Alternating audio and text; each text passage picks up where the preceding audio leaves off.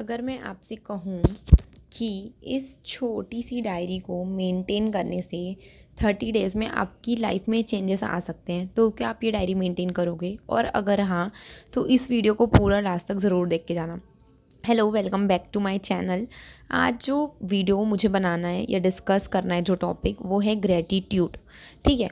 ये वर्ड ना मैंने पहले बहुत सुना है, बट मैंने इसको कभी अपनी लाइफ में अप्लाई नहीं किया था। And now I know about gratitude. मैंने अब अपनी लाइफ में अप्लाई किया है।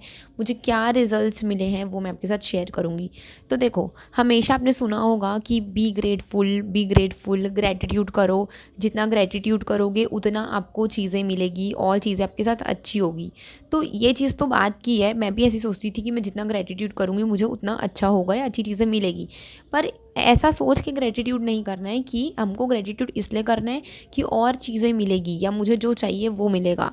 ग्रेटिट्यूड इसलिए होता है कि आज जो चीज़ें आपके पास है at present in your life, उसके लिए आपको ग्रेटिट्यूड करना है। जैसे मुझे लगता था कि मैं किस चीज़ के लिए ग्रेटिट्यूड करूँ, मैं जो चाहती हूँ वो तो मुझे मिला ही नहीं है, तो मैं फिर किस चीज़ के लिए ग्रेटिट्यूड करूँ।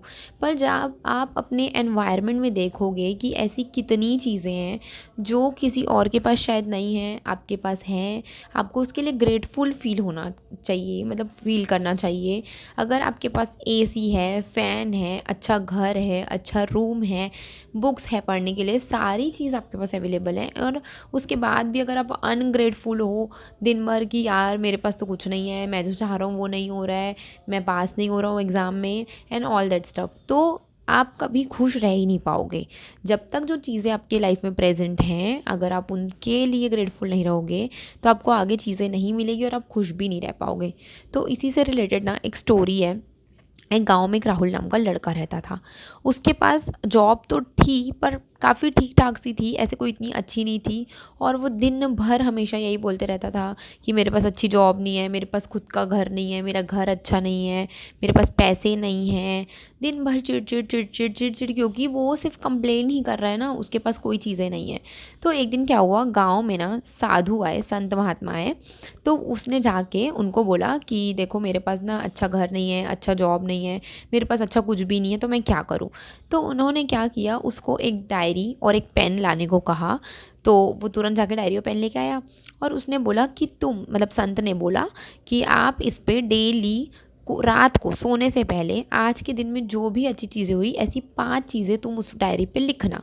तो उसने बोला ये एक मैजिकल डायरी है, मतलब उन्होंने हिंदी में बताया कि ये एक जादुई डायरी है, तुम ऐसा 30 दिन तक करो और फिर तुम बताना कि तुम्हारी लाइफ में क्या चेंजेस हुए। तो राहुल ने सोचा कि ठीक है, कर लेंगे, करने में क्या जाता है।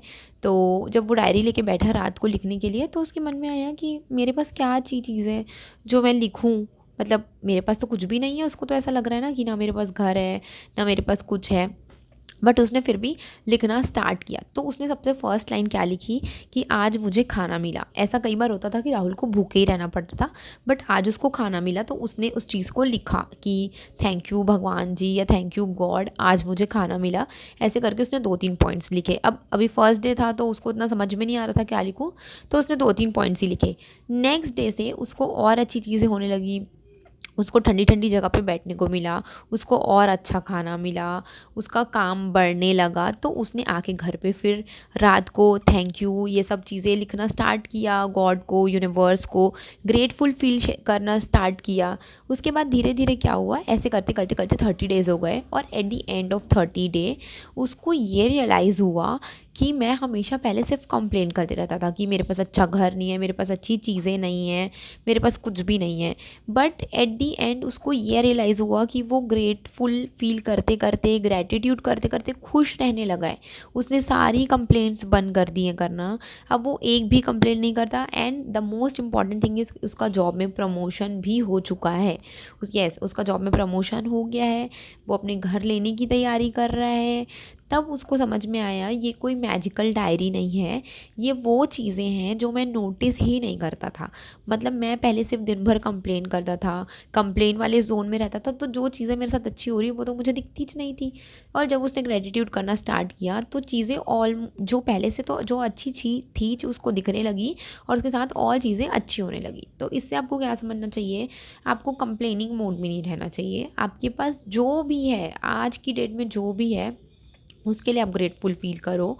एक डायरी मेंटेन करो, उसमें रोज़ रोज़ 3 चीज़, 4 चीज़, 5 चीज़ लिखो जिसके लिए आप ग्रेटफुल फील करते हो। अगर आपको नहीं समझ में आ रहा है तो आप यही लिख दो सुबह उठ के कि मैं आज ज़िंदा हूँ, थैंक यू भगवान जी फॉर माय लाइफ, आपने मुझे पेरेंट्स, इतने अच्छे पेरेंट्स दिए, इतने अच्छे कज़िन्स दिए, मुझे अच्छा खाना मिल रहा है।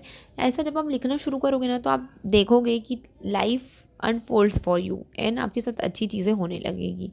So always be grateful for the life you have. Thank you.